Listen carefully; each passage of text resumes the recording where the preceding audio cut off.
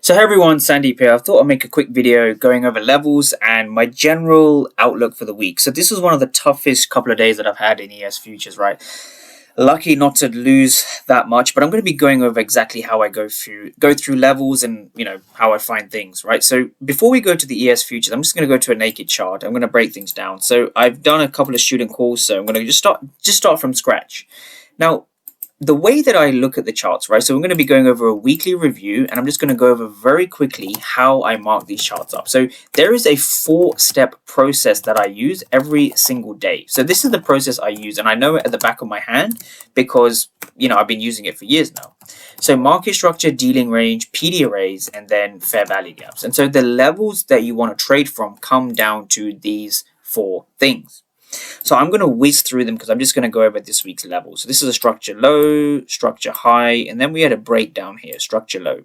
So I've seen a couple of, my students as well getting the structure wrong, right? Not wrong, but they're just kind of missing out where the highs and lows need to be. So this is a high, this is a low. This is the high that breaks this low down here, right? And then this is the high that then breaks this low down here. So we basically want to draw the arrows like this. So this is a break and this is a break. And so now what we see over here is we see dealing range high, dealing range low. And also, just out of curiosity, this is a low too. Now, this is not a high. The reason this is not a high is because it hasn't broken the previous high or low, right? It hasn't done that. So the way you want to look at this is, you want to look at this carefully, and you want to say, okay, how do I find key levels? And this is where I'm going to go back to my original charts for that. So hopefully from here you understand market structure, dealing range, PD arrays. Now when we go to the charts over here, I'm going to be going over the key level that I traded from on Thursday, the 12th of March, which was the worst price action ever. So I barely made it out of this. I think I closed my trade somewhere like here. So maybe a bit lower. I think it was like here or something. But you can see holding this trade like this was absolutely a nightmare. We ranged from, if we just put a time, we ranged from around, let's just say 10 a.m. Eastern, all the way to, let's say 2:30 Eastern, right? So this here was a 4.5 hour range. Disgusting. But the outcome of a trade we cannot control. We can only control our level and our execution, and that's what I want to break down, as well as the rest of the levels for the week. So how did I get this level? So let's go to a naked chart again, right? Let's try and figure out how I got this level. So this is the most common question I get. So when it comes to finding levels, there's a short way and there's a long way, or there's a short answer and a long answer. The short answer is this, right? There's 2 things a level comes down to. It comes down to a fair value gap and it comes down to an absorption. Right, so this is all it effectively comes down to.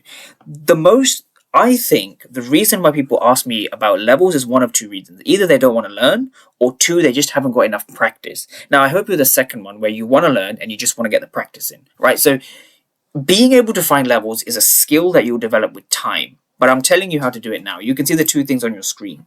So if we just take a look at last week on Friday. Last week on Friday, we had a FVG, or we had a fair value gap like this, right? This blue area.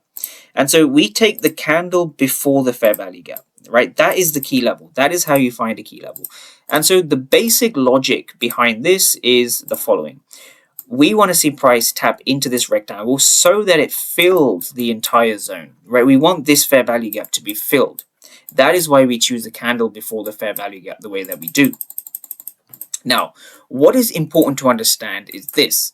So on Friday, the 6th of March, so that was a week ago. Well, a week ago, time of recording. I took a long here, right? So that long corresponded to this trade over here. Again, it wasn't also the easiest trade to hold, although the setup was pretty clean. So what we saw over here on Friday, the 6th of March, was this setup, right? So we saw a setup that looked something like this. So it was a 15-minute opening range breakout. So again, full of chop, right? It wasn't the nicest of setups, but throughout that time, we saw key price action here, key price action here, key price action here. In fact, I'm going to get it up on the screen so we can see that. So if I go to Discord, if I go to the 6th of March. So just going to scroll back to what it looked like on the 6th of March. It looked something like this. So there we go. So what we can see here, this key level, aggressive sellers, no reward, aggressive sellers, no reward. And so that's what we saw down here in the key level, right below the key level here. This is the key level, below. So it shows you at this price, 67.10 on the S&P, there's a lot of aggressive, there's basically buyers in control. Same thing happened here, buyers in control, right? Buyers in control. So when we look at this level, all you need to understand, for understanding's sake, all you need to understand is that there are a lot of limit orders resting here. This is a good zone, right? This is where the market likes to hang out because it's shown us that limit orders were present. There is an absorption at this zone. It's a good zone. Now, we take this logic and what we want to do, and this is where people's questions will get answered. All you do is you look to extend the zone to the right. And so what's really happening is that previous areas of demand, I'm just going to write D, flip to areas of supply at the same exact level. Price can either show a demand or price can either show a supply. And so that's basically how you find key levels. Now, of course, there are other key levels on my chart. You basically want to apply the same process. And what's really going on is that these levels have been dragged out all the way from February, January, December, November, all these different levels. So this is the game, right? The game is to put time in to actually find your level. So stop trading orbs or breakouts or whatever it is you're doing. Try and understand where buyers and sellers are sitting, right? So I'm making a lot more content on this so that people can actually understand. Good setups come from good levels, right? And good levels come from understanding what's happening inside the levels. Okay? That's the theory. That's the logic here.